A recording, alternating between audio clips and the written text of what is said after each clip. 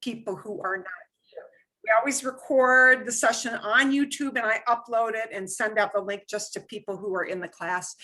You know, if you're ever gone, you've got a family celebration, stuff going on in the house. Oh my God, life just fell apart and you can't come to class for whatever reason. As most of you know, I record it and send it up to YouTube, and so you can watch it later. So never any worries if you cannot watch or be at class physically. But we are going to start the recording for people who cannot be here tonight, because we do have a couple of folks who are out. Okay, muy bien. Bienvenidos y bienvenidas. ¿Cómo están todos? I guess I should just say bienvenidas. I think we just got it. Wow, this will be a person, all-female contingent. Bienvenidas. I'll say bienvenidos for any of our male folk who are watching later. Muy bien, me llamo Marilyn. Most of you know my name.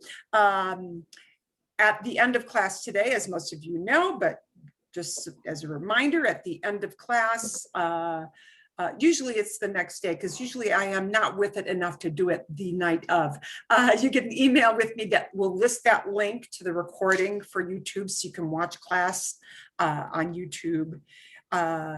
If you are ever absent, I also send out all the links that we use.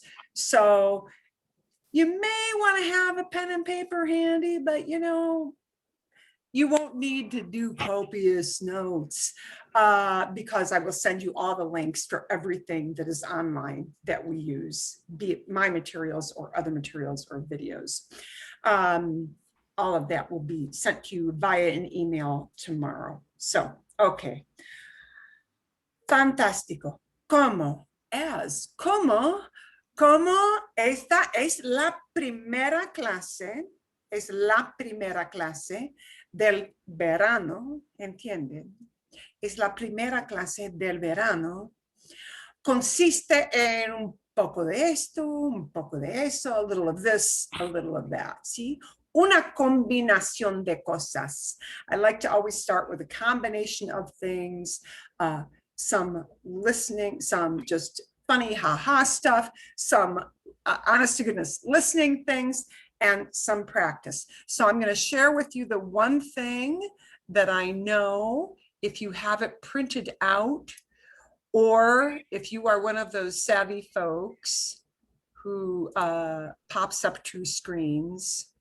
Some people don't, or don't like to do that, or if they're on a tablet, that is hard to do. This thing that we did last session of spring, and we did the top half of this on using le and les. We're going to go back into that a little bit today, but we're going to look at the bottom half. So these questions where it starts with pregunta, and I'm going to try to zoom this up. Yeah, let's zhuzh this up and make it nice and big so nobody's got to squint. Preguntas para practicar, questions to practice. These we are going to use, but we're going to take them out in little chunks. Hay cinco, there are 5. So, well, no, we'll probably be able to do all 5 of those. We're going to do a breakout session with that. This is the one thing that if you have it printed out, or if you pop up a second screen, you want to find that now, so you don't have to scramble to do it later. This is a little practice that we didn't finish from spring on using le or les in questions, and very easy questions with verbs that commonly use le or les, and we'll get back into that in a minute. So if you've got that in print, you'll have plenty of time to look for that now, as we do other stuff that won't require like major eyeball attention. Okay. ¿Qué vamos a hacer hoy? What are we going to do today? Vamos a practicar un poquito con, vamos a tener un video de introducción, un video gracioso, a kind of funny video, a video. This doesn't really have to do with language use so much, but you'll hear a little bit of faster language. So we'll let you watch that. Es muy corto. 8 minutos, 7 minutos. There are going to be probably some parts we fast forward through at the end. We'll work a little bit with this le and les and talk about why you hear that le word. Oh, I am going to feed up for you guys some lists of common words. Students tend to like this, especially first session. Like, what are the most common words I should know that I'm going to hear people use a lot in conversation?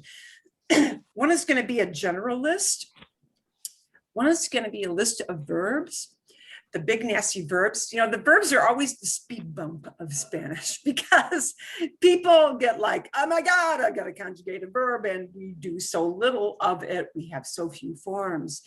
But of course, sadly, we have to do a lot of that in Spanish. So that's kind of helpful. We're going to get into a little bit of, because I do want to take some time this spring to kind of talk about why those verbs will flip-flop into different tenses, and just with easy stuff, you know, with easy things. And we'll talk a little bit about futuro, future, which is not super important for you to be able to use speaking, but you've started to hear it in the Destinos series that we've been watching a lot. So we're going to talk a little bit about that and kind of compare it to other verbs that you know that are super common. Okay, so indirect objects, a little bit of future. When do I use it? When don't I bother with it? Because sometimes you won't bother with it, but sometimes in listening you may hear it. So you'll use it more probably in listening or in reading than you will in actual speaking. Le futuro. Escuchar. We've got kind of a fun story to listen to, so we're going to do some listening comprehension stuff. And I want to bring up some time with the reading for the little spot article. So, wow, that is a lot in an hour and a half. I hope we fit most of it in. If we don't fit all of it in, we'll squeeze some of it into next week. Vale, bien. It is always okay to interrupt me for a question. It is always okay to stop and ask, because we need to do that sometimes. So if you know you've got kind of a noisy background and you need to mute yourself sometimes, if you got fur babies that are yappy, then that's okay. But otherwise, feel free to keep yourself on for audio so you can ask questions. Vale, magnífico. Vamos a empezar con un video. Es un video de la serie Spring Spanish. Y 5 cosas que les molestan a los mexicanos. 5 things that really annoy Mexicans about us. You're going to hear people speaking more Mexican version Spanish tonight. You're going to hear people speaking Spanish version Spanish tonight, because many of us may travel to many places. You just never know where you're going to wind up. Yes. So of course, you know, with Spanish, we're always dealing with many different countries, many different cultures. And this is just kind of an amusing thing to start off with. And she's going to speak at a moderately slow pace and mix a little bit of Spanish with her English. So this is our easy lead in. So right now we're just going to listen, and we'll see if you've gotten, you probably won't have any questions about this video. Hard-shell tacos. All Mexicans are named Jose Garcia. All Mexicans wear sombreros. All Mexicans eat burritos for breakfast and other things that cause stomach aches. Today we're talking about the top 5 things that Americans think about Mexicans that are just wrong. Yep, we're talking about these 5 little things that Americans tend to assume, think, or do about Mexicans, and that makes us kind of mad. The question is, are you doing these things too? Let's find out. I'm Paulísima from Spring Spanish, and this is my first pet peeve. Número 1. No, I don't know your maid. Go! To be fair, this one has only happened to me while I have been in the US. And it goes like this. Paulísima, ¿de dónde eres? De México, de Cancún para ser exactos. México, amo México. La trabajadora de mi casa es mexicana. Se llama Rosa. Rosa Hernández. ¿La conoces? Let's see. There are 127 million Mexicans. Mexico has a huge territory, granted not as big as the US territory, but still, it's pretty huge. So, no, I'm sorry, but I don't know Rosa Hernandez. This has happened to me more times than I can remember, but honestly, I don't think it comes from a bad place. I really think that this kind of, questions come from a good place, from that very human need to connect with others, even if that connection is like super far-fetched and highly unlikely to be real.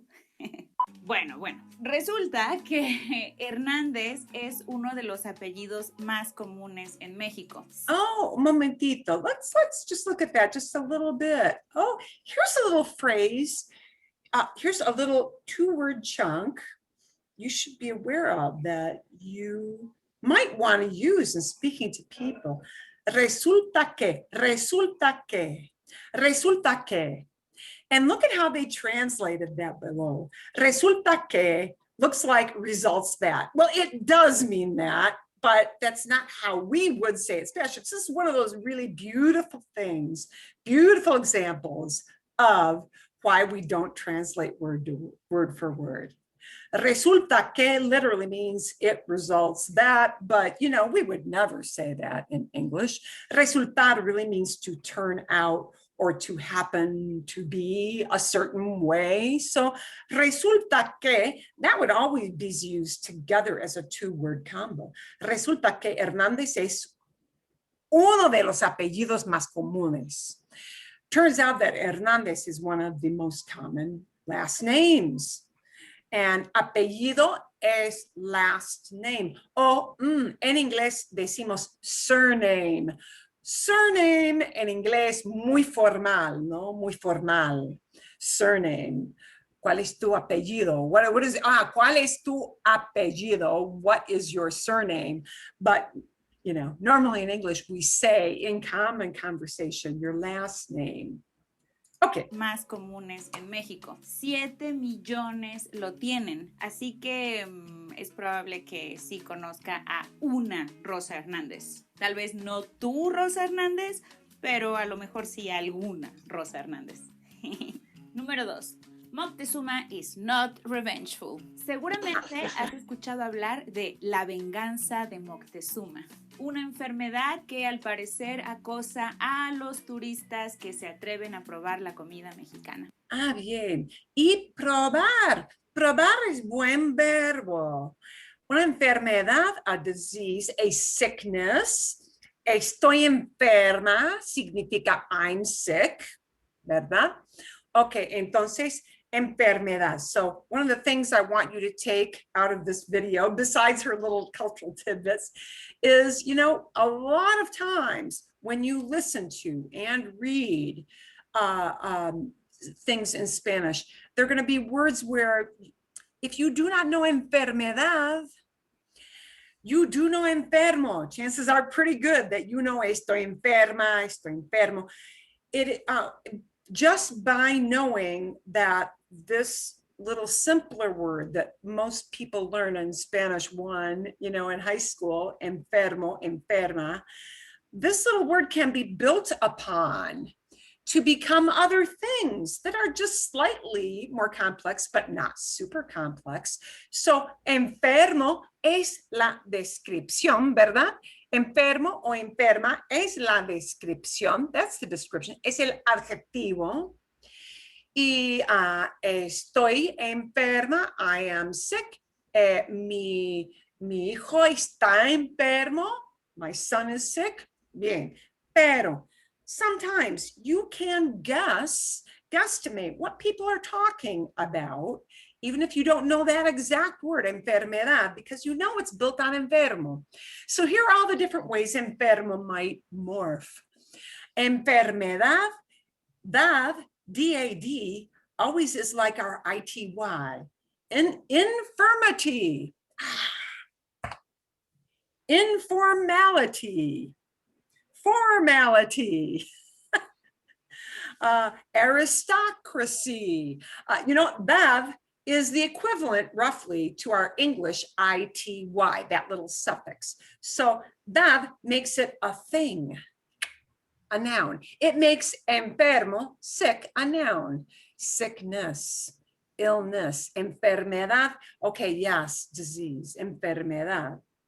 And illness is sickness. Una enfermedad que al parecer acosta a los turistas. Oh, you see an a personal, a los turistas.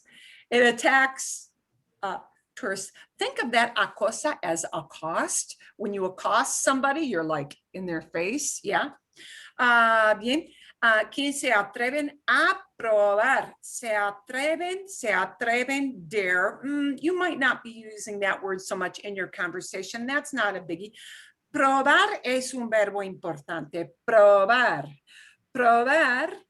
Se usa probar con muchísimo. En español, usamos la palabra probar muchísimo. Probar, wow, it sounds like probe, doesn't it? For I who had the rotor-rooter thing today, probe is a very, very nasty thing. Anyway, probe, I know. Marlene is laughing, I can see her. Here we go. Probar, well, it is kind of probing. Yes, we talk about insects probing with their tongue. Probar is to try something out. We use probar to talk about trying out food. Meaning tasting food. Oh, would you use it to say I want to try out a career? Would that be? Quizás, maybe. The two most common situations where you will hear people and where you can use very naturally this verb probar is to talk about tasting of food. You know how sometimes people bring you a little taste of the wine out of the bottle to see if you approve it first, or they'll bring you a little sample of a piece of food before before you order a whole big thing.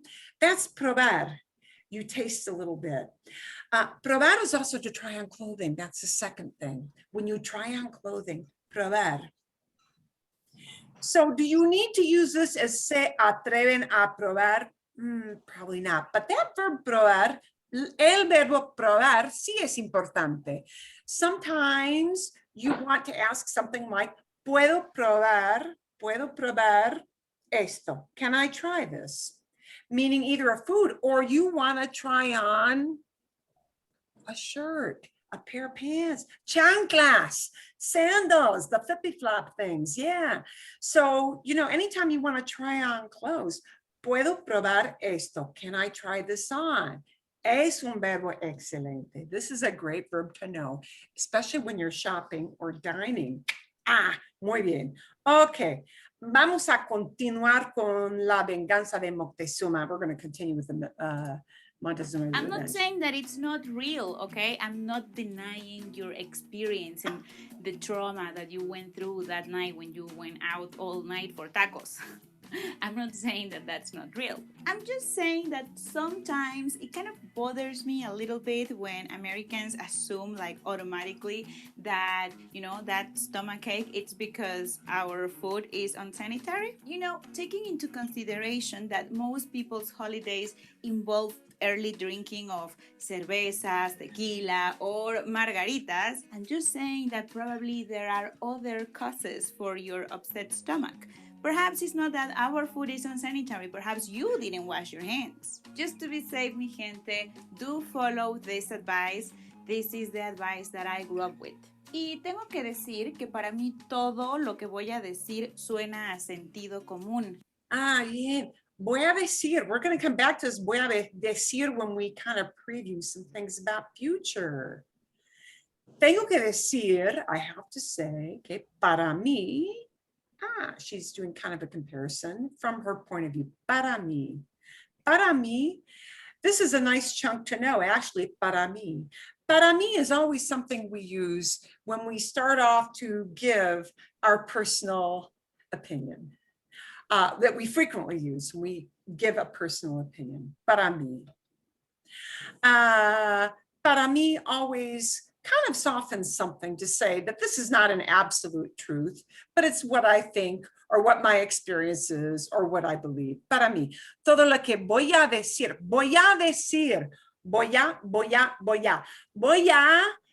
es futuro, voy a decir. Todo lo que voy a decir, everything that I'm going to say. Voy a is a future, a way of expressing future. And voy a, or va a, or vamos a, or van a, that is the little chunk, van a, vamos a, voy a, plus a second verb that doesn't get conjugated. This is the one, the voy a decir, that is used most commonly in conversational future. Conversational future. Okay, todo lo que voy a decir suena a sentido común, common sense. Suena a sounds like, okay. But then I realized that not everybody grew up like me, you know, like in Cancun, in a time when there were actual cholera outbreaks. Yeah. So, consejo número 1. No coman frutas o verduras frescas en la calle. No coman. Wait a minute. Why is it not no comen?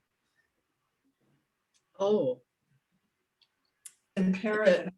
yeah, it's a command. It's a command. No coman frutas. Don't eat fruits. No coman frutas o verduras frescas en la calle. Don't eat fresh fruit and veggies, something that might contain water on it. Esto sí es importante. No coman, but she's giving it, she's giving a command. Don't eat, don't eat.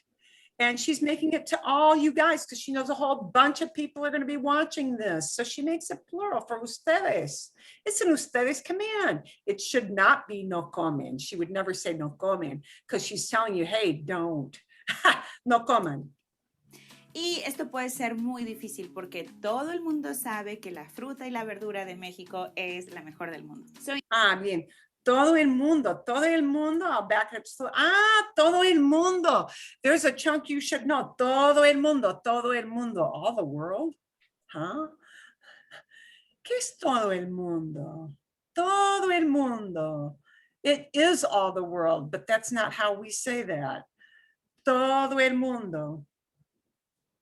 Everyone. Everybody, yeah. Todo el mundo quiere decir, means. Todo el mundo quiere decir everybody, everyone. Todo el mundo. And everybody uses this phrase. If you mean everyone, todo el mundo. Todo el mundo está aquí. Wow, you know, place is really crowded. Todo el mundo está aquí. Everybody is here. Okay. Fruta y la verdura de México es la mejor del mundo. So instead, buy it and peel it yourself and eat it at home. Consejo número 2. Pide tus bebidas sin hielo. No confíes en el hielo. Yeah, no confíes, don't trust. And those were 2 more commands. You're in a proper establishment, hold it on the ice. Consejo número 3. Lávate bien las manos.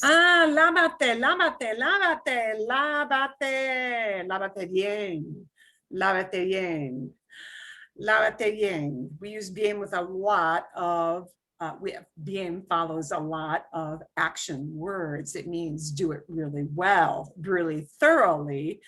Lávate es un mandato. There's a command again. Lávate, and because it's a yes, go do it command, it's we tag that te onto the end. Lávate, do it to yourself. Lávate bien las manos. A yes command, we attach the little te or le or nos or me words. Okay. It shouldn't take a pandemic to remind us all that soap is our best ally against all kinds of pathogens, right? Número 3. Repeat after me. Estadounidense or estadounidense. Estadounidense. Oh, sometimes, now I have never heard people drop the O, or maybe it's just because I listen and I hear it there. I guess some people in Mexico drop the O. I have never heard anybody drop the O, but I'm sure if she's saying this, this must be true since she is nativa, ¿sí? Estadounidense. This is probably the most important thing when you travel to Mexico. Please, please, please, this should be number one on the list to make people think that you're a nice person, because the best way to get people to help you is to make yourself be the wonderful person they, yeah, what a great guy you are. That's what you want people to think, so they will help you when you need it. This word estadounidense, this I would put absolutely first on the list, because this is like the worst violation that Americans do, the worst.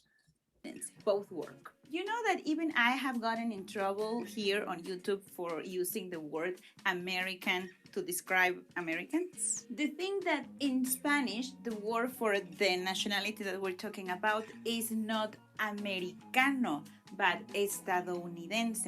And estadounidense, people shy away from this word. People avoid this like as if it, como si fuera la plaga, as if it were the plague. People really hate this word, but this is the word that is the most common everywhere. No matter if you go to Latin America, Spain, wherever, a US citizen is this word. People ask you where you're from, and this is what you should use, estadounidense. And the reason people in America do not like this word is that it is so long and it has so many vowels, and oh my God, how do I say that word? Okay, so here's what you do to get yourself used to saying estadounidense. Estadounidense, for me, is very, very easy. For a lot of you who don't like to combine all those vowels, it may not be that easy. So that means we have to practice it.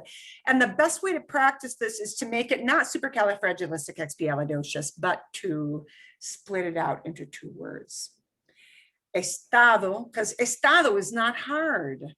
No es difícil decir estado. Estado, say, you know, Estados Unidos, todo el mundo, everybody, todo el mundo sabe Estados Unidos. No es difícil. Estados Unidos. Okay, so if Estados Unidos is not hard, then estadounidense is just one. Okay, it's two steps up because it is long.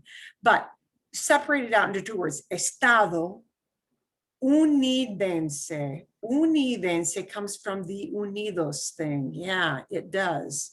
But this is a nationality word.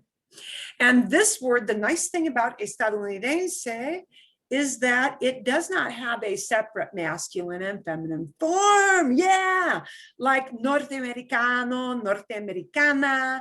And yeah, I know when we speak off the cuff, sometimes it's hard for us to remember. Oh my God, I've got to use a feminine pronoun or not a feminine pronoun, a feminine adjective if I'm describing myself or a lady or a kid who's a girl. And okay, you don't have to worry about the masculine and feminine because both. This is one of those words that serves for both masculine and feminine. You can only make it plural with an S on the end. So, Estado unidense. So we take unidos, Estados Unidos, and we change unidos into unidense. Unidense. And this is kind of like, there are a few words in Spanish that are like this. Canadiense. Canadiense is the same, Canadian, Canadiense, but estadounidense. So slow it down. But absolutely, if you travel to Mexico, use estadounidense. You will automatically build up so much goodwill for using the term estadounidense. Estadounidense. And the reason why, it's because for me and millions and millions and millions of other Latin American people, well, this is América. América es la palabra que utilizamos para referirnos a todo el continente. This is Estados Unidos. So if you are speaking Spanish, please don't say soy americano or soy americana. Instead, say soy estadounidense or soy estadounidense with an U. Yeah. And you know, just one little thing before I continue. I have noticed that when prompted, if you ask an American about their place of origin, they tend to reply with the city of, the city where they're from. You ask anyone in the whole world where they're from and you get Australia, Kenya, France. Bad. You ask an American and it goes like this. ¿De dónde eres? De Colorado. Or like, de Sacramento. Or like, de San Antonio. Like, am I supposed to know all of these places? Please don't get mad at me for pointing these things out. It's all in good spirits. Actually, do the opposite of getting mad and like this video and share it everywhere. Número 4. People are not props. Ooh, this is something that a lot of us are guilty of, I think. This is something I was warned about the first time I went abroad, to always ask permission. And I think a lot of Americans have everywhere, all over, whether they go to Europe or wherever. We kind of, I think a lot of us are guilty of this one. This I would put Estado as number 1, and I would put this as number 2. Please, when in Mexico, don't take pictures using people as props to then share them on your social media. That's so cringeworthy that I can't even. Seriously, I can't even. No matter how colorful their outfit is, no matter how cute the little chubby little kid is, it doesn't matter. People are not props. Ask yourself, will that person take a picture with you and then go and share it in their social media saying stuff like, look at this cute American I met today? They wouldn't do that, right? Then why would you? I get it. You're in another country. You're enjoying how beautiful and amazing Mexico is, and you want to make friends with the locals. All of that is fantastic. And you can take pictures with people, but do ask them. Disculpe, ¿me puedo tomar una foto con usted? Or, disculpe, ¿le puedo tomar una foto? Bien. Okay. Here's a star word. Here's a chunk word that you should always use with people when you walk up to people and ask them about or for something. Disculpe. Disculpe. Excuse me. Disculpe is the excusez-moi of Spanish. In French, and Patricia would know this from Roger taking so much French, French people really, really hate it when people do not begin to approach people with you must use excusez-moi. You must start off with a excuse me kind of phrase to start, unless it's bonjour. This is always a phrase that will, again, earn you brownie points in a huge way when you speak with local people, when you travel. This word, disculpe. Disculpe is excuse me. And disculpe is an automatic signal word. It is your brownie star, your brownie points word, because it signals to the person, hello, I would like to get your attention, please. And it is doing it in a super polite way. So disculpe should always be the first word out of your mouth before you ask a question of anyone when you travel abroad. Disculpe, excuse me, because it signals you would like this person's attention and you will automatically earn respect. Oh, but let's look at this one. Here's something we're going to use later on. Le puedo tomar una foto. Le puedo tomar una foto. Can I take a picture of you? There's that little word le. Le puedo tomar. She could have phrased this as puedo tomarle. She could have tagged the le onto the end, but she chose not to. She chose to put it in front of the verb, which is cool. Le puedo tomar una foto. Can I take a picture of you? And the le is the of you. Yeah, see, and we're going to come back and look at this little word le, because le in Mexico is one of the words that is just, it is tagged on to all kinds of stuff. This use of it, le puedo tomar una foto, is the way we are going to be practicing it, as a referring to you or to somebody, a onesie unit type person. Okay, but there are other uses of le, which we'll talk about in a little bit. But be mindful of your intentions. Why do you want this photo? Just as a memento of your amazing time in Mexico? Is it for your eyes only? Then go ahead, do it. Fantastic. Do you want to share it, just to tell the world how exotic you find Mexicans, or how unique that little child is, or, to show the world how generous you are by interacting with the less privileged? Yeah, that's uncool. Don't do it. Don't do it. Número 5. Yes, I look Mexican. Pero pareces asiática. ¿Eres mexicana de verdad? I have heard these phrases so many times in my life. And to be honest, I don't blame you. I blame the media. Because really, if you are to believe Americans' media, all Mexicans either work in construction or are in a gang or work as house servants.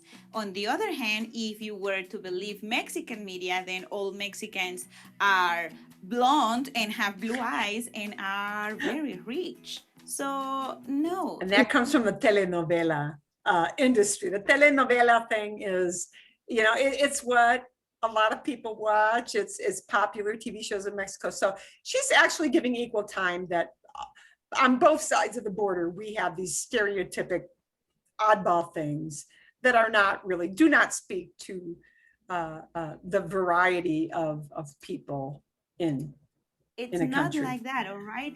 Mexicans come in all colors and we are as diverse as it gets. And I know that the vast majority of people knows this. So please don't ask people why they don't fit into the idea that you have in your head about how a Mexican is supposed to look like. Speaking about Mexican cliches, I have some for you that are actually kind of true. Oh, and this is where we can actually stop. She does have another video where she actually talks about things that's like, do Mexicans really all do this? And she says, yes, sadly, actually, these are stereotypes that, oh my gosh, it is true. Yes, we do all do this. So she's got a different one, which is kind of fun. And I think she's got it in the link below. So you're going to get the link to that video. It's kind of just a for fun type video. Okay. Vale. Magnífico. Lo que vamos a hacer, vamos a examinar. I'm going to give you a couple of, actually, we're just going to check out these things. These are not things we're going to study at length, but I'm going to give you links to these things that you may want to refer to as a refresher, or, maybe you're going to refer to it and say, oh my gosh, this is something I would like Marilyn to talk about this summer, lo que sea, whatever it may be. I'm trying to make my page here a little bit bigger so it's easy for you guys to see, because this one is super tiny. Es super chiquitita esta página. Bien, I will give you this link, so do not feel that you must take copious notes, because you're going to get the actual link to this. I know a lot of people have asked for this in the past. Y vale la pena. This is worth the effort. Vale la pena. What are the most common words I should know? A lot of us get kind of all wrapped up with, there's so much oh my God, it's so overwhelming. Es agobiante. It's exhausting, all the vocabulary you have to know. But there are a lot of situations where, or a lot of like kind of little lists that help you sort of navigate through what are the words that are actually most commonly used when people are just chit-chatting. And that can be kind of helpful, but we're going to look at this from two different sides. One is going to be just all words. And the reason this one was interesting was that it was based on an actual study. And, these are the kind of studies that linguist people do, where like they'll take videos, recordings, newspaper articles, and just analyze. And like they'll literally plug them in the computer and have programs that run algorithms that drag out what's the most common, what are the most common words? Most common words in the language. And this is words, not verbs, just any old words. What's the most, the top 25 list, el or la, well, yeah, no brainer. Yeah, that the word, because yeah, el or la, we have to know that, right? The definite article. De, because de is used all the time, de, right? Soy de Arizona, soy de Estados Unidos. Es una taza de café. Es es,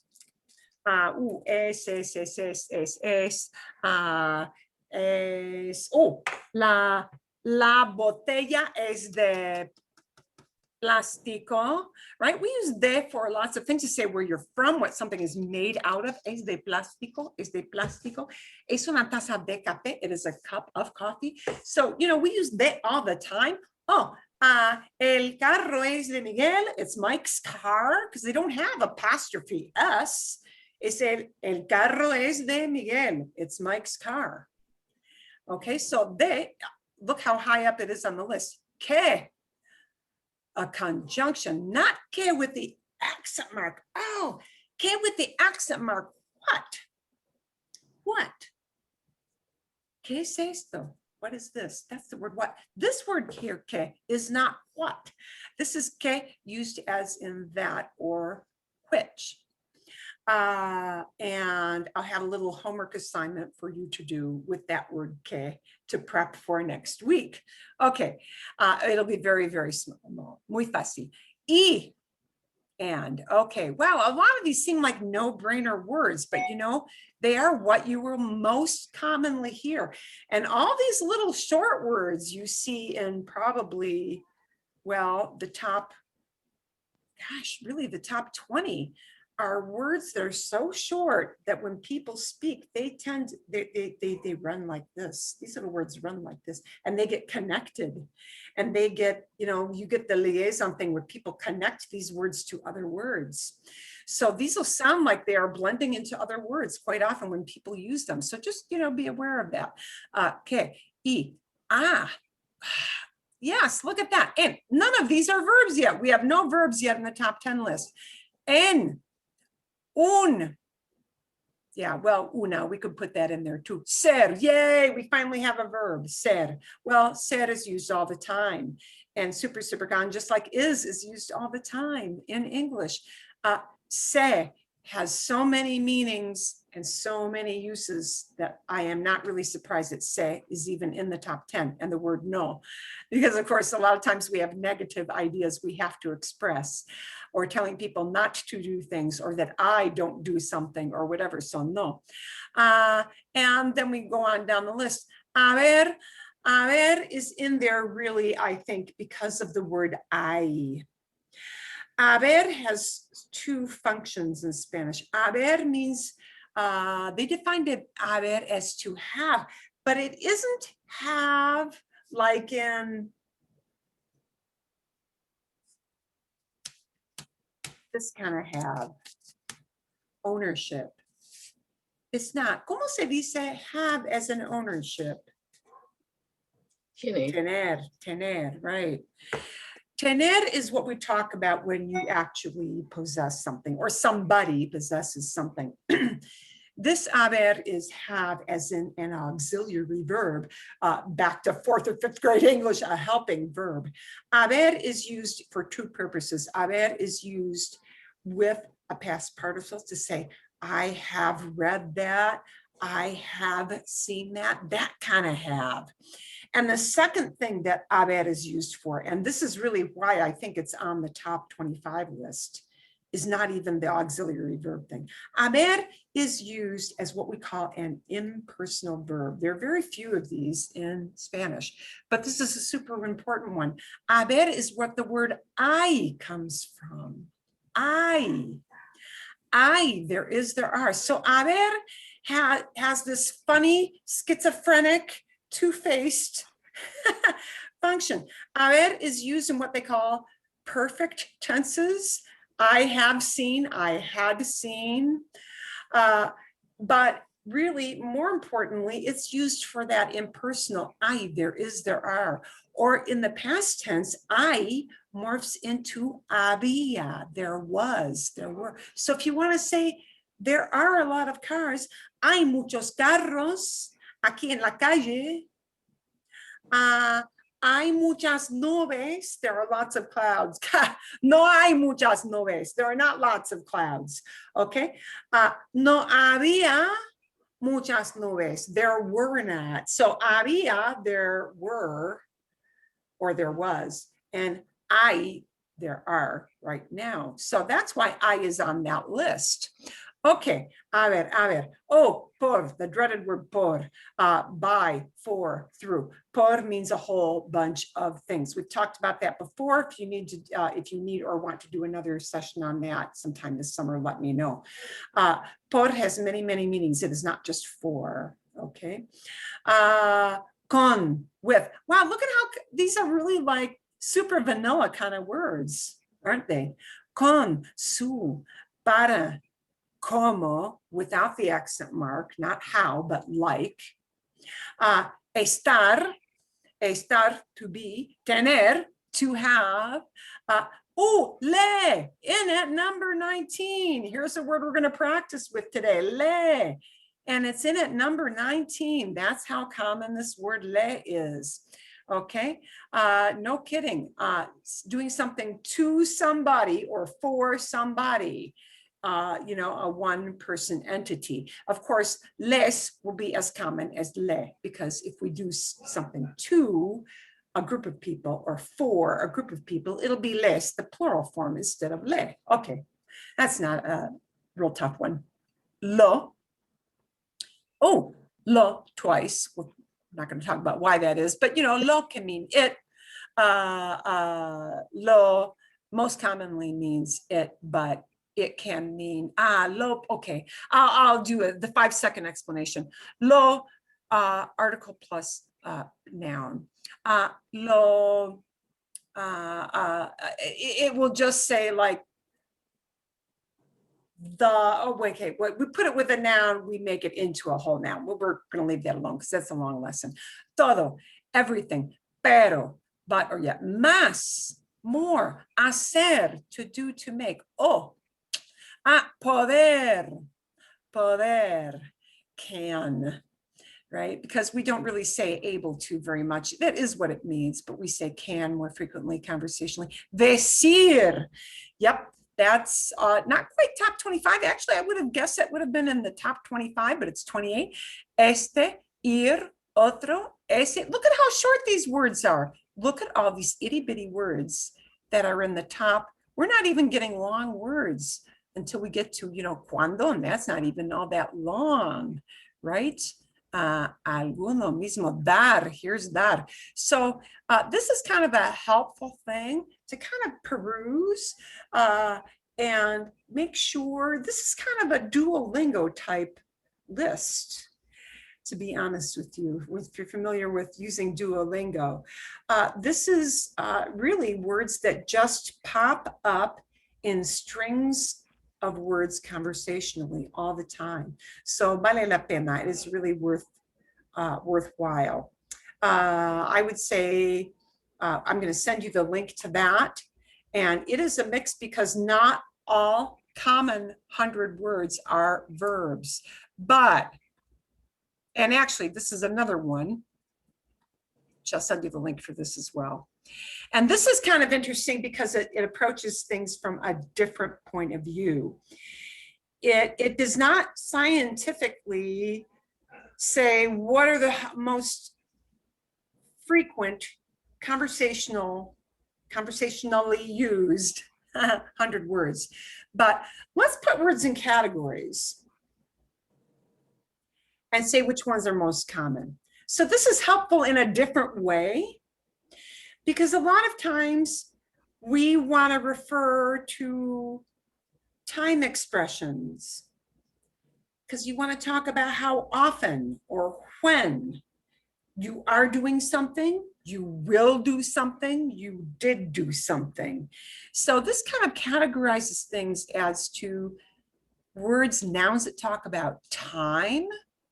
And I think we're going to devote a little video to time next week, not this week, time, because there are many ways to refer to time. We have the word ves, hoy, mañana, ayer, ahora, año, día, semana, antes, después, tiempo. Ves en tiempo. Ves, hora en tiempo. Ves, and hora and tiempo all mean time, but we use them in different contexts. So we'll talk about that next week. So ponder that a little for next week. Oh, words for places, locations. We use this all the time. These are great words to know. This is why I like this list, because they're in categories. When we want to talk about where, aquí, allí, ahora. And it seems kind of strange to put ahora, now, in with places, but kind of means in the here and now. Sitio, escuela, tienda, baño, ciudad, país. So, of course, there are more than this, but they're looking at things that are very, very common. Nouns for things, if you just want to talk in very general ways. These are very general things. Things is too vast a category. So I'll be honest, I think the time and the place are more useful lists for you than things, because things is just too broad. Even people is too broad, but if you were starting out Spanish from nothing, those words would be super important. Hombre, mujer, chico, chica, etc. Okay. Core verbs, and we're going to get into a different list for this, and they have some core verbs. So I'm going through this now because I'm going to show you yet a third list. And here is another category that is super useful to know: adjectives and adverbs, because these are, and I realize I need to make this bigger, perdón.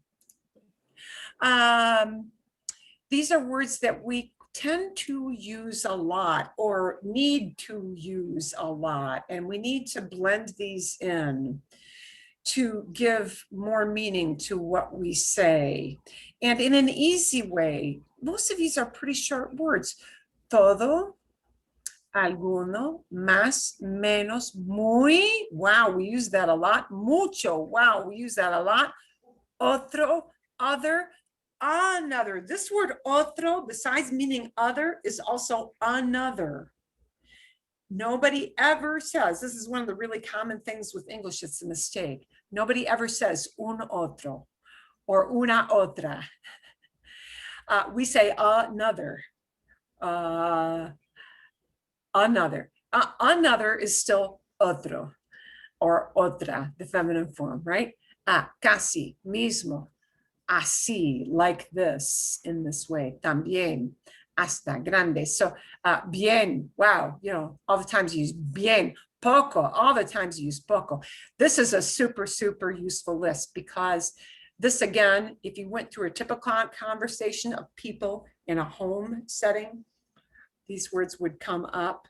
75%, every conversation would have all these words sprinkled in. This word fail, I want to point out a little bit. Fail sounds kind of strong and kind of nasty. Yeah, fail, ugly. Ugly has well, isn't that a negative connotation, but fail is used quite a lot in Spanish to refer to something that's just a bad situation, instead of malo. So a lot of times people will use the idea of fail. Eso es muy feo. Wow, that is really ugly. And they're talking about not necessarily something being hideous, but like a bad situation or food that turned out badly coming out of the oven, or whatever. So feo is actually used quite a lot, but not necessarily always talking about physically ugly, but a situation being a bad scene. Okay. And conjunctions. And again, here comes this little word que, and I'm going to have you again using that little word que as a little exercise to prep for next week. This little word que is going to be something that tags on more information. So now I'm going to preview why or how you're going to use this next week. Que, when it doesn't have an accent mark, when it's not asking a question, okay, is something that we use all the time to add a clause. What does that mean? That means we're adding on more information. Like, el libro que está al lado del portátil, the book that's next to my laptop, okay? O, por ejemplo, la botella que tengo en la mano. La botella que tengo en la mano. And we use these phrases more than we think. because we use it to give more information about the word botella. La botella que tengo en la mano. The bottle I have in my hand. La botella que tengo en la mano es para castigar a los gatos. This is to punish my cats for coming up. It really is. Es la verdad. Es la pura verdad. Okay. So what I'm going to ask you to do next week is to bring a photo or some little prop. I mean, we're not talking rocket science here. Any prop. Any prop. Any prop. El enchufador que uso para mi pantalla, the plug I use for my screen. I want you to use que to talk about something that serves a purpose. Yeah. And I'll give you examples in the email I'll send after class. I'll send you 3 examples. And I want you to make it not rocket science, but something super, super easy. Okay. El USB que uso para guardar información, para guardar archivos. The USB that I use to keep files. Okay. Es muy chiquito. It's very, very small. So I want you to bring something and just give some information using que to add on information. And I'll put examples in your in the email. Okay? Bien? For a little thing. And that'll be like our lead in for next week. Everybody will bring a little prop. It'll be fun. Bring something fun. Be creative, but simple. Or make it simple. No importa. It doesn't matter. Okay. Last one. Muy rápidamente. ¿Dónde está? Uy, Dios mío. ¿Dónde está?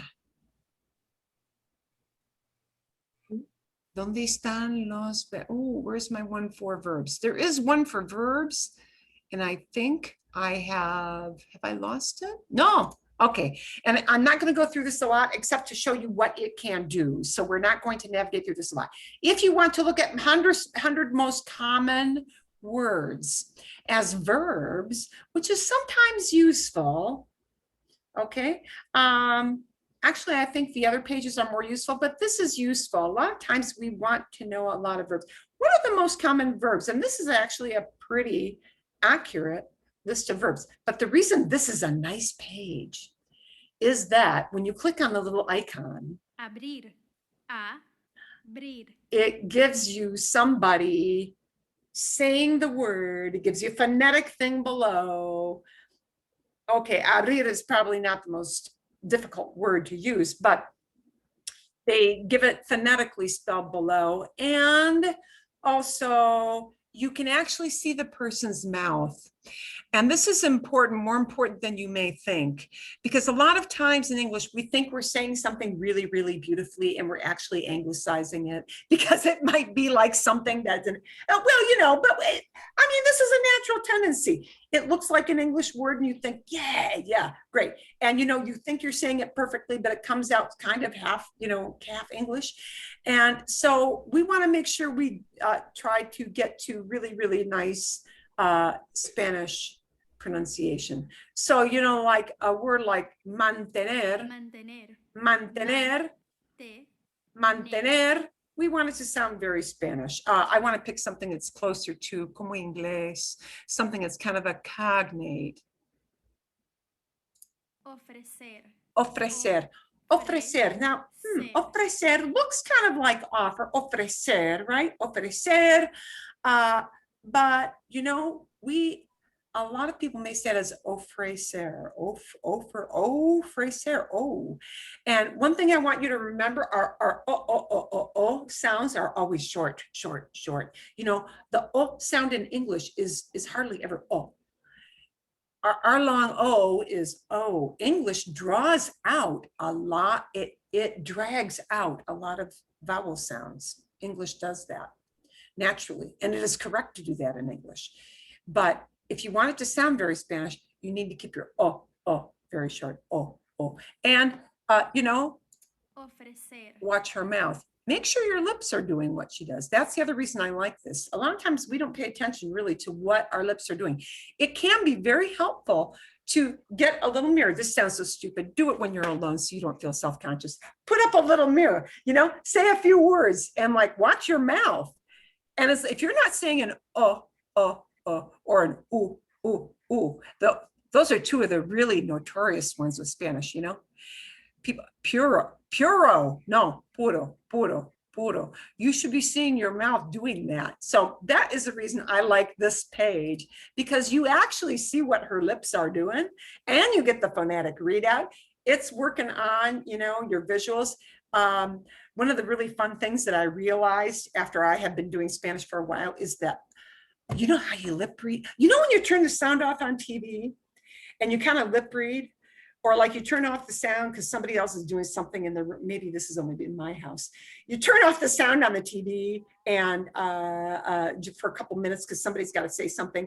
And then while you're listening to your husband going, yeah, honey, I'm really paying attention to you. But you're kind of watching the TV, what you're missing as the stuff is going on. And you kind of lip read. I can lip read in Spanish. Oh my gosh, you know, I do this sometimes and the sound got turned off for some reason. It's like, oh, I know what they're saying because you're lip reading. But see, I know the sounds. And so this is really useful for you to, and I've got to scroll this up to get the parecer. And so es útil. This is really useful. It's a pretty useful list of words. I would say pretty accurate for saying like these are the 100 most common. I would say this is pretty on target. Okay. Bien.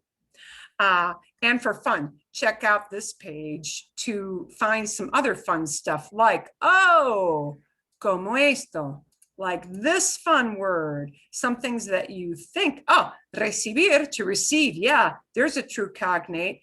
But realizar is not a cognate. It is a false cognate. Yeah, check out some of those little gems. Realiza means to achieve, like get it done kind of thing. I'm not sure you will use the verb realizar very much, but you may hear it in a newscast. You may. So, vale.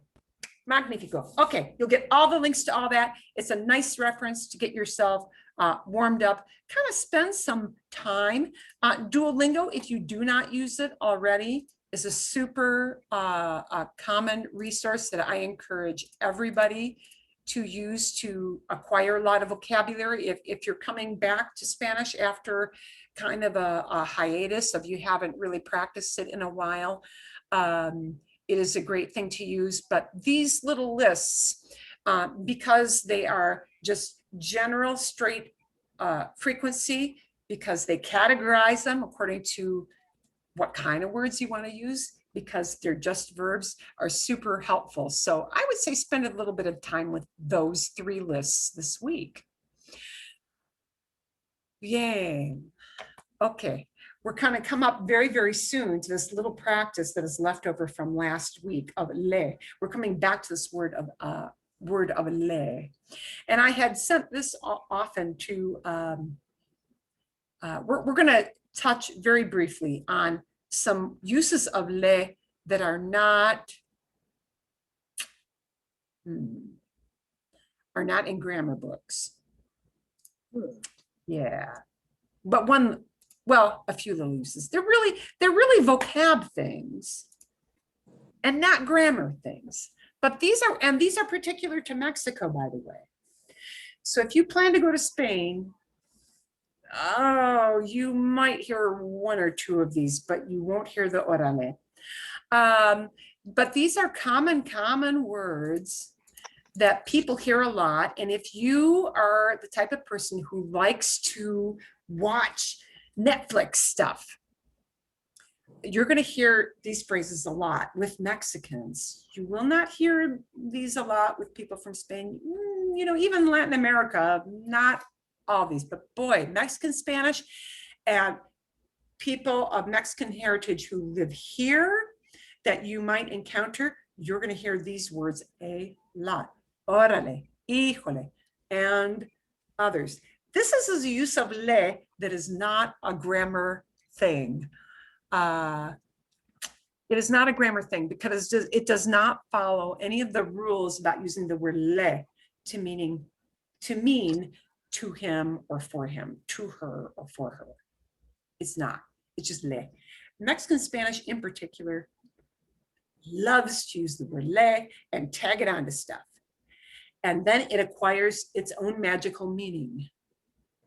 And sometimes the word that le is tagged onto might really have like 4 or 5 meanings or more.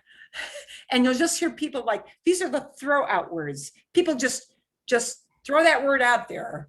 And you think, what did they just say? What does that mean? So these are the, oh my God, I hear these all the time from people speaking Mexican Spanish. Yeah.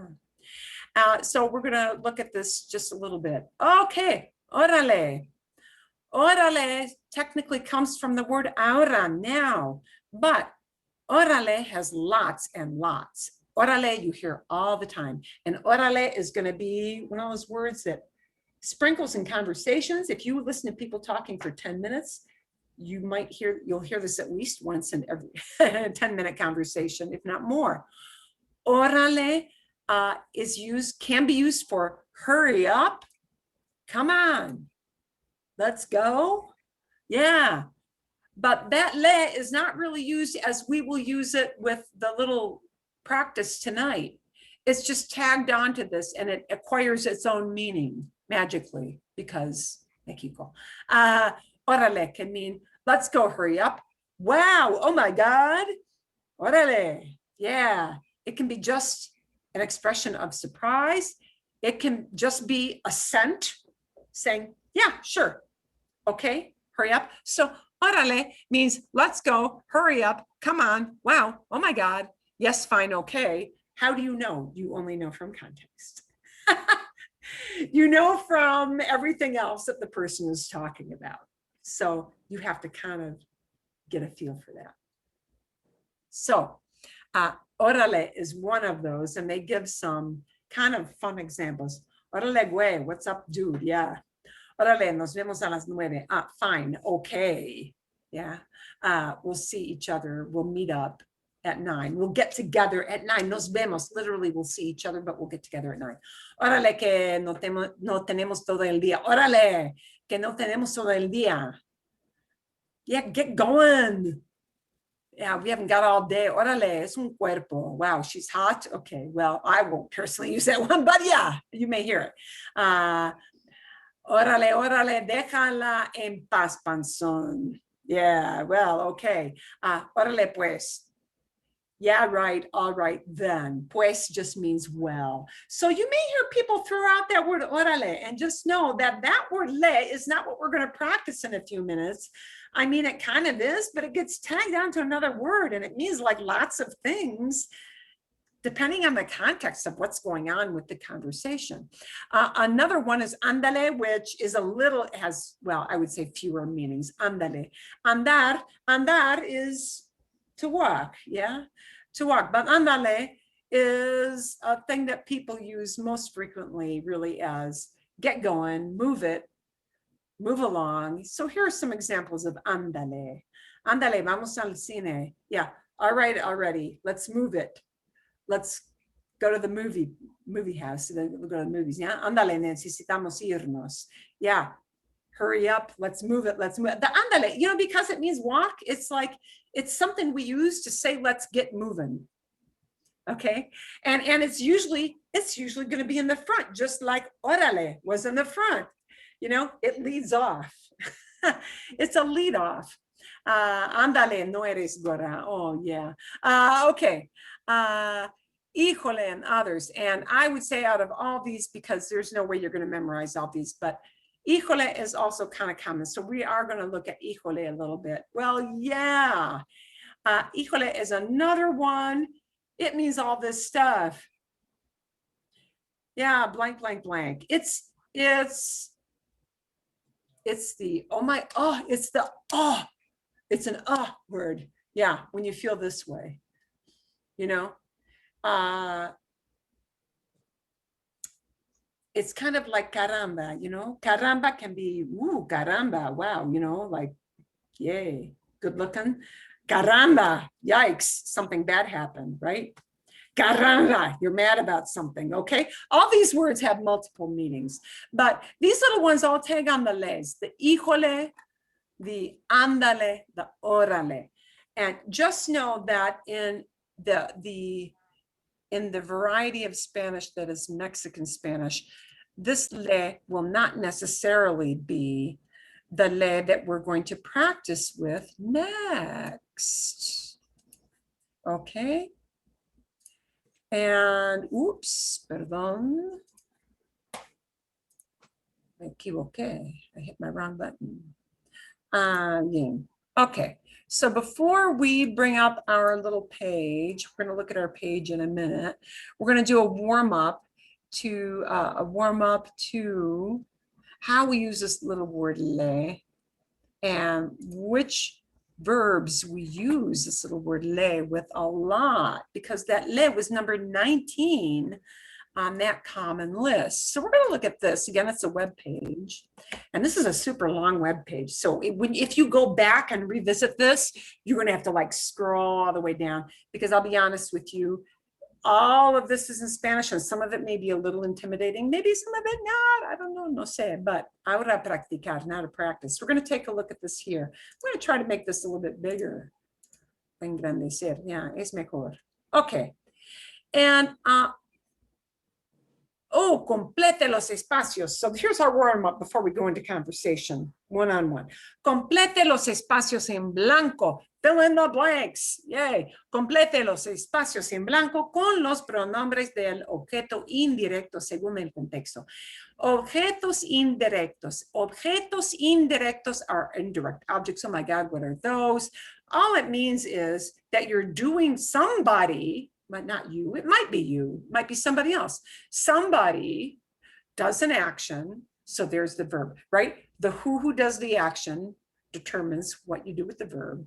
Somebody's doing something to somebody else, okay?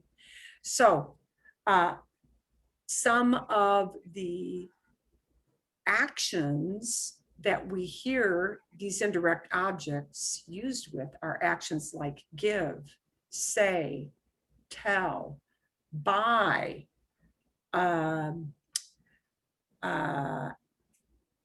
something, ask somebody for something, yeah? And the indirect objects are the words me or te or nos. Yay, those are no-brainers. Me, te, nos. We can easily understand me means somebody's doing it to me. Doesn't mean I'm doing it necessarily. Somebody's doing it to me. Te, somebody's doing something to you or for you. Nos, somebody's doing something for us or to us. And then those little words le and les. Yay. Le can mean somebody's doing something to him, to her, can even be to polite you, because I can't use te for polite you, right? That's the buddy to you. Te digo la verdad, I tell you the truth. But le digo la verdad, le, okay? So, me, te, nos, le, or les. And they give us these little things up here. So, let's take a look at this little sentence, esta frase. Vamos a ver. I'm going to highlight this. Vamos a ver en azul. Las palabras en azul. And let's look. Here's our warm up before questions. ¿Por qué no? ¿Por qué no? ¿Por qué no? Why not? Why? Oh, dijiste. Darn, dijiste. Yikes, it's a past. This comes from decir. So, dijiste doesn't mean you are telling. It's a tu verb. It's not you are telling, but you told.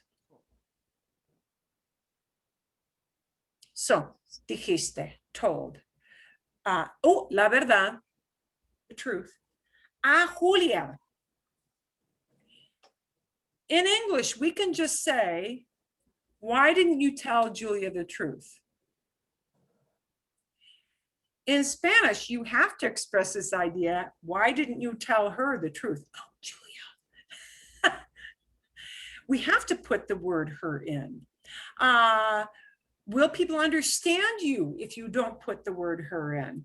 Yeah, but it'll sound off because they always put that her word in. They just do. We might not put it in English, but they do in Spanish. Okay. Dijiste la verdad a Julia. And a Julia is just a prompt to tell you that I need a little itty bitty word to tell who I am to. So if I'm talking that I'm doing something a Julia, which pronoun am I going to need? Le. Le. Okay, so it comes out like this. ¿Por qué no le dijiste la verdad a Julia? ¿Por qué no le dijiste? And I want you to think of this as le dijiste. Le dijiste. You told her. Le dijiste. And think of it, it might help you to think of it as her you told. We have to rewire our brains to think of this phrase a different way. We want to put the word order like it is in English. You want to because your brain desperately wants to do this. You told her, but it's got to be her you told. Okay? Le dijiste. ¿Por qué no le dijiste la verdad a Julia? ¿Por qué no le dijiste? ¿Por qué no le dijiste? And you know what? If you practice this later, I would say, cut off all the extra stuff at the end. The la verdad a Julia. Le dijiste is the way you should think of this phrase. Le dijiste. If you told it to a bunch of people, it just becomes, instead of le dijiste, what? Les. Les dijiste. If you told us, it just becomes what? No. Nos dijiste. If you told me, it just becomes what? Me. Me dijiste.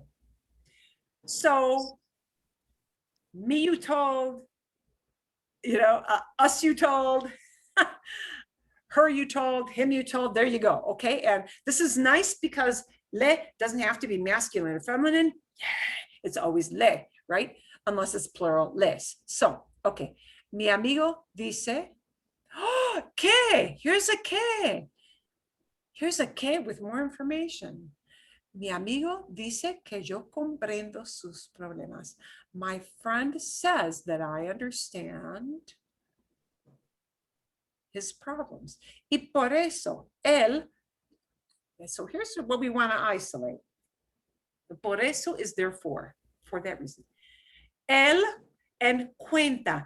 Cuenta is a longer process than decir. Contar, to tell, is a longer tell than decir, tell. If it's decir, you're just given like a snippet of information. But if you're telling a long story, if you're spilling your guts to somebody about a lot of info, it's contar. Contar means you're telling lots of information, as opposed to decir, I just told some little thing. Okay, so él, here's who's doing it. Él cuenta todo a mí. Él cuenta todo a mí. And the a mí is just your prompt for what's our pronoun we need. Me. Me. Me. We need me. Él me cuenta. Él me cuenta. Me, he tells. Me, he tells. I want you to think of these as working together. Me cuenta. Me cuenta. Me cuenta. Cuenta is not talking about me. Cuenta is who hears the cuenta, okay? Me cuenta. Okay, vale, magnífico. Okay, yo voy a escribir a mis suegros. Voy a escribir a mis suegros. Suegros, ¿qué son suegros? ¿Qué son suegros? Suegros son los papás de mi esposo, los papás de la esposa, los papás del esposo. ¿Sí? ¿Comprenden? Magnífico. Ok. Yo Les. les voy a escribir a mis suegros. Les voy a escribir a mis suegros. I'm going to write to my in-laws, mother-in-law, father-in-law. And I will ask for help. Oh, ask for help with the expenses. Ha, ask for money, dinero. Okay, vale. And I will ask them. Les.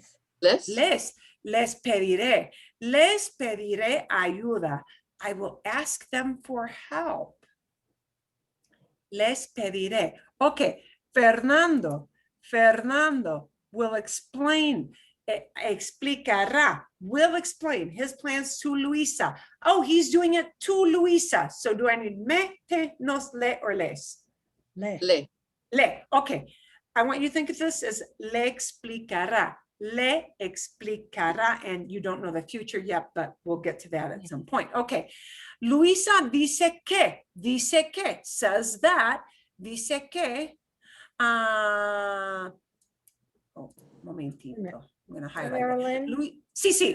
Luisa and me. Yeah, right. In the Fernando, it's explicar sus plans a Luisa y a mí. So is that to Luisa and me? So that's us. Oh, perdón. I'm not looking at this. Explicaré sus planes. Le explicará a Luisa y a mí. Gracias. Me equivoqué. I did not read the whole thing because I was scanning. There we go. A Luisa y a mí. Sí. Magnífico. A Luisa y a mí. I was scanning too fast. If this comes not le, but Nos. no. Gracias. I'm scanning. Bad habit. A Luisa y a mí. Nos. Okay, perfecto. Because I want to practice le so badly. Luisa dice que, dijo, says that he told you. Te. Bien. Lo que ella pensaba hacer, pero a mí no, but to me. And now we're separating the a mí, not like this one where we combined it. Pero a mí no. Me, okay. And let's look at just this part up here, and then we're going to dive right into practice. El doctor entregó, he handed over. And he did it. This is a past verb. It's not important. We're looking at the who he did it to. Entregó. He handed over. Oh, resultados. Oh, the results. A su paciente. Le entregó. Bien. Okay. Vale. Magnífico. I will give you the link to this. I want you to go off into your Zoom rooms. We're going to take out our little page now. Oh boy, and I am running behind, but well, culpa es mía. Okay, here's what I want you to practice using. We'll just preview what these mean beforehand. And you're going to practice in some, well, I think I'm going to put you in groups of 3 for today. ¿Qué le dijiste? And when you answer this, you have to change that dijiste into dije, right? Because it's asking, what did you say? Or what did you tell? And when you say when you answer it, you're answering I told. If I say, what did you say? Or what did you tell? You would answer, well, I told. ¿Qué le dijiste? I want you to think of this as a group of words together. ¿Qué le dijiste a tu mejor amigo? Talk about what you told your best friend. Okay, and keep it simple. ¿A quién le haces una pregunta? ¿A quién le haces una pregunta? Who do you ask a question? Cuando viajas. When you travel, who do you ask a question? And keep it simple. Think I'm at an airport. Think I'm in a restaurant. Think I'm in a hotel. Right? ¿A quién le haces una pregunta? Who do you make a question to? We would ask, who do you ask a question? okay?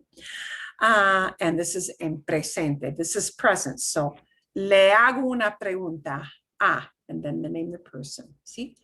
¿Qué le compras a tu esposo o esposa? Or if you got novio or novia, you can plug any human being in there, right? This a su esposo, you can plug in any human being.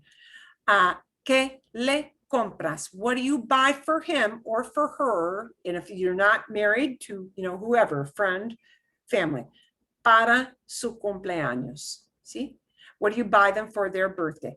¿A quién le das tu número de teléfono? Who do you give your phone number to? Who do you give your phone number to?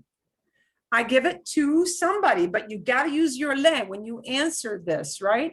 And this is going to work from das in the question to doy in the answer, right? Number 4 is going to go from compras in the question to compro in the answer, right? Number 2 is going to go from haces in the question to hago in the answers, because you're answering it. So you can't plug in the exact same verb. It's got to be the answering it verb. ¿A quiénes les preparas una cena? Oh, ¿a quiénes les preparas una cena especial? Who do you fix a special dinner for? So preparas, you do it. We have to answer it with preparo. So in front of all these little verbs, when you answer, in front of the dije, the hago, in front of compro, in front of doy, in front of preparo, I want you to think of the le person who you do that for. ¿Entienden? ¿Entienden? ¿No? Okay, van a practicar. I'm going to give you a good 5 minutes, and I'm sorry I'm going a little bit over on this. I'm going to take this off. A good 5 minutes to work that. Come on back, see what kind of questions you might have. Uy, somos 11. 4. I think we need about 4 rooms. You will need to hit your join button, your little join button. And I'm going to give you about 5-7 minutes. I'm sorry I'm going over today, but hit your little join button.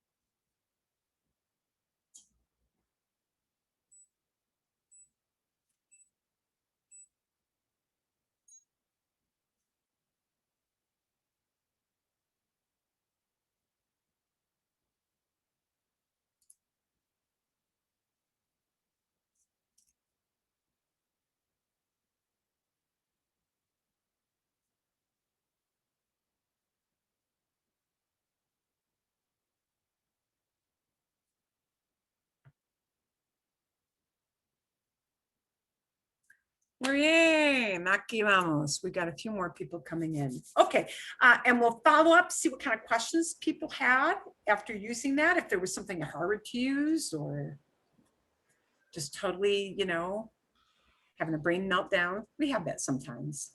I even have that sometimes. I have that sometimes in English, let Elizabeth, alone anything else. in our group, we ran into a question. Did you want to ask it, Elizabeth? Or Sure. So we were saying we were referring to mi familia, and we were wondering if that's singular as in le or plural as in les. Qué buena pregunta. Qué buena pregunta. Let's wait for everybody to come back because that is worth sharing with everybody. Vale la pena. That is totally worth it. Pat pointed that one out, so props to Pat. Yeah, that is a totally great question. And you know, you're going to get you're going to get a relative answer, but that's okay. Okay. A ver. 1, 2, 3, 4, 5, 6, 7, 8, 9, 10. Una persona. Are we missing one? I think we're missing one person. Okay. We're going to hope that other person, well, okay, they may just have a Zoom thing. Okay, little follow-up. We're going to take 5-10 minutes. I'm sorry, I'm going over. Okay, la pregunta es, si quiero hablar de mi familia, if I want to talk about, I'm doing something to my family, do I use a le or a les? Well, the answer is it might be either. Oh, no. Okay, so formally, you know, if you say a mi familia, it will be le, because familia is one of those, what would we call that? It's a unit. Yeah, it's a plural, but it's a unit. Yeah, so you have family, families. Oh, families. Yeah, that's familias. But you can use either one, and you will find people using either le or les. They'll be very flippy floppy on that because, you know, they might say, les cuento todo, I tell them everything. So it might be either one. Formally, if you want to use a mi familia, it should be le. But just like kind of we in English might say, I tell them, they might use les. So you kind of have some leeway there. You have some wiggle room. I mean, in a grammar thing, le is the correct word. But Okay. in actual So practice, if you're actually saying my family as opposed to them, it is singular. yes. But if The you're words of la referring to familia. my family as them, then it's plural. Right. I do something for them. Like, you know, like, let's look at that last one. Who do I fix a special meal for? And I want to say mi familia. I can say, le preparo una cena especial a mi familia. Yeah, that is technically correct. But, you know, if somebody asks that question, and like, let's say they just gesture to their family, you know, let's say abuelita, abuelita está cocinando, grandma's cooking, you know, real time. And you might, ¿a quiénes les preparas? Oh, les preparo la comida. And if she just gestures to them all, but she needs family, she might just use les. But yeah, technically, for a mi familia, it should be le. So there's a kind of dirty little secret. It'll kind of depend conversationally on how you're using it. Oh, okay, question. You said a mi familia. I said para mi familia. Well, you could, but is really, really common. Okay. It's really, really common. Yeah. Because they're just receiving that action. I mean, that's kind of, I don't know, frequent. Okay, bien. Más preguntas. Hay más preguntas. More questions. Sí, no, sí, no. No, Okay. nada. Okay. We had a question about the first one. Okay. If you say, you know, I told my best friend that I want her to visit soon. The visit soon, she is being used as a direct object there, or and you have an infinitive, it would be like, le dije a mi mejor amiga que quiero. And then is it la visitar pronto? Oh, okay. I was getting a little lost in the weeds, but now I know what you mean. Le dije that I told her that I want to visit. Then I want her to visit soon. Ooh, that gets a little bit, okay, a little more in the weeds. Le dije, okay, so let me break this down because that's a really long idea. And it's a good idea and it's a common idea. Don't we say stuff like that a lot? We do. I told her I wanted her to bring something. I told her I wanted her to come tomorrow. I told her I wanted them to come at 8, not 9. Yeah, we do this all the time. Okay, let's break that apart because some of it is going to get into that subjunctive thing. Oh, yeah, subjunctive. Le dije que quiero. Okay, let's break it down into I told her, and I'm putting this in the chat box. So if you don't have chat box turned on, do so. Le dije que quiero. I told her that I want. That's All right. Here's the part that's all normal. Le dije que quiero. Le dije que quiero. Le dije, and you could think of that as all one big chunk. I told her that I want. I told her that I want. Le dije que quiero. I told her that I want. Now here comes the sticky part. I told her that I want. Am I saying I told her I want to go swimming? I told her I want more money. I told her I want. Do I want something for myself or do I want somebody else to do something? I want her. I want her to visit soon. Oh, so now this is a problem because it's not talking about what I want. It's talking about what I want somebody else to do. And that second half becomes complicated because I want her to come. Is she going to do that? It's in Twilight Zone. This is going to go into subjunctive because I want her to visit, but it hasn't happened yet. It is not a fact. So I'm stepping out of the world of fact, and now I have to use subjunctive to make it work properly. So here's the second half I'm going to put in the box because this is a long idea. And in English right now, you would have to break it into two ideas. Le dije que quiero, and now here has to come another que. So I'm going after the word que quiero. Le dije que quiero que ella me visite pronto. Okay, here's a clause. This is a subjunctive clause. And this, to sound right, you know, when you say what you want for yourself, this never enters into the it's easy speasy. You don't have to do all this stuff. But when you want somebody else to do something, it becomes the world of unreality. And that means it's going to look like the verb is conjugated wrong. But it isn't wrong because it ain't real. It ain't really happening. Okay, que ella me visite, but the me visite is a good use of a pronoun. Que ella me visite. I want, so here's how it technically breaks down. I told her, fact, that I want, it's a fact, that she should visit me, that she ought to visit me, that she should visit me. And this visit has not yet happened. So it has to go into what they call subjunctive because I am imposing my will. I want.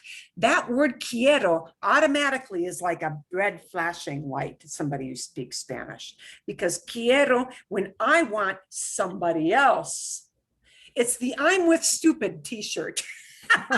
You know, you want the other person to do something, but they're not doing it at this time. So it goes into that other thing. Now, will somebody understand you if you mess up?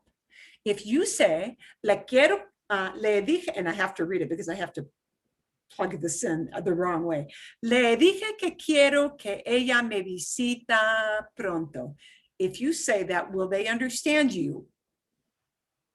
Yes, but it will sound funny. It will sound off because they would never say it that way. They would always say it, que ella me visite pronto. And there's a lot in the Destinos thing, the series, and those of you who are new, I'll send you the information on Destinos so you can do some catch up this week. Yeah,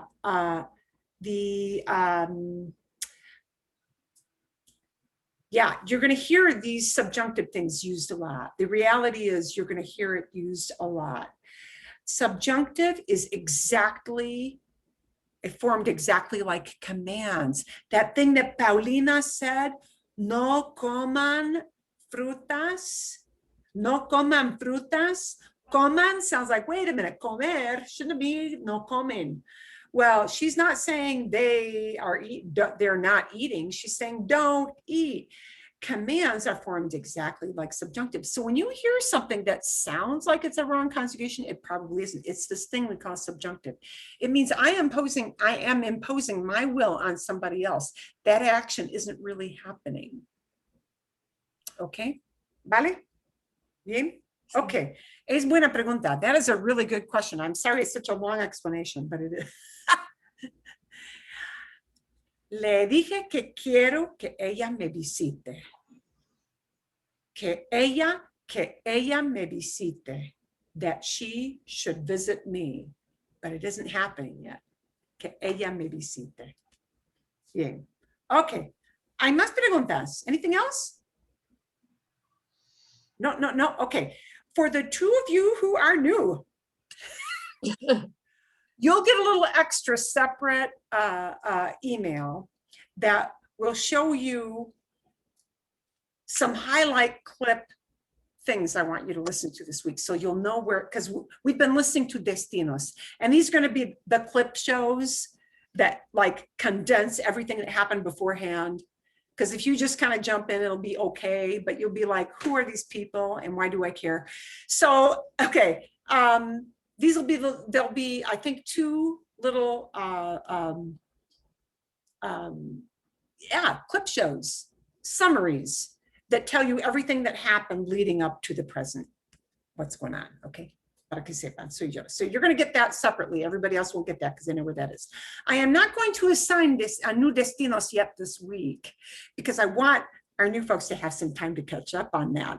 And these are two sessions. They are 2 30-minute videos. It might take a while. If you're working, maybe you don't have time to listen to both of them this week, but you've got this week and part of next week to listen to that. So, okay, you'll have a little extra work, you two folks, with that. I want you to come back and use que with a prop. And I want everybody to look over all of those 100-word things.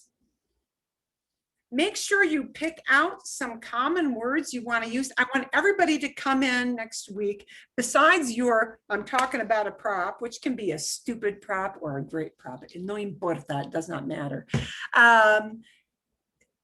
Everybody say a little bit about something about yourself. Totally wide open. Talk about what you like to do, what you usually do, where you work. Don't give us the story of your life for 10 minutes, make it.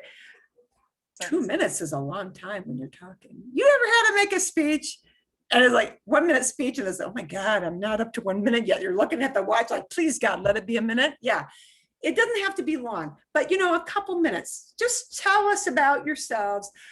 Those of you who are veterans, who've been back for a long time, tell us something new you're doing. Tell us, incorporate some of those words off of those 3 lists. Tell us something new you're doing. Tell us what you're doing new now, what you're doing now because you're vaccinated.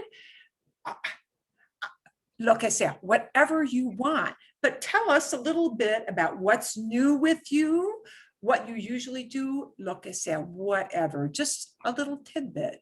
And I'll open with me, not my medical stuff.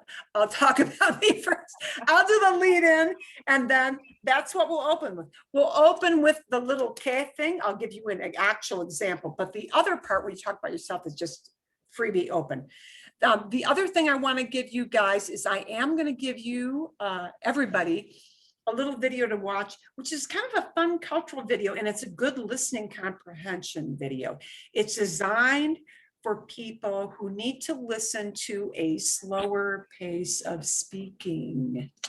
Yeah, it is in the comprehensible input school, which means they will speak fairly slowly, and they will use lots of little props, pictures, things to help you along with the story if you don't know all the vocabulary. So it's called comprehensible input because even if you don't know some of the vocabulary, from the context and the things they will show, the pictures they'll show, you'll know what they're talking about. Bien, okay? Vale? Magnifico. Okay. And we'll probably even throw in some off-the-cuff verb stuff too, but that'll be the most important stuff, talking about yourself. Vale, magnifico. Okay, ¿hay alguna pregunta? Any kind of question before we sign up? ¿Sí o no? No, nada. Yay. Okay, I'm going to turn off recording for now.